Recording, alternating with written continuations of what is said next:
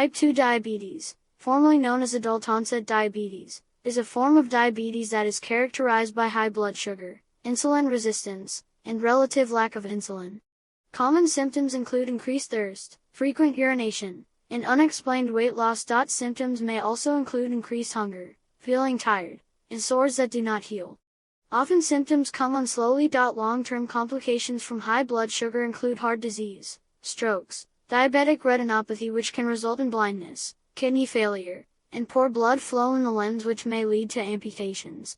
The sudden onset of hyperosmolar or hyperglycemic state may occur, however, ketoacidosis is uncommon.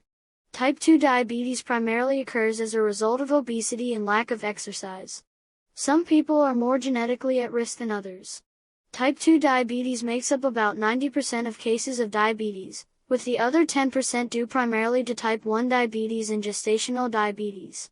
In type 1 diabetes there is a lower total level of insulin to control blood glucose, due to an autoimmune-induced loss of insulin-producing beta cells in the pancreas. Diagnosis of diabetes is by blood tests such as fasting plasma glucose, oral glucose tolerance test, or glycated hemoglobin. Type 2 diabetes is largely preventable by staying a normal weight, exercising regularly, and eating a healthy diet. Treatment involves exercise and dietary changes.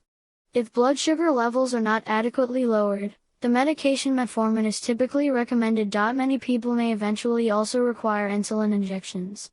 In those on insulin, routinely checking blood sugar levels is advised. However, this may not be needed in those taking pills.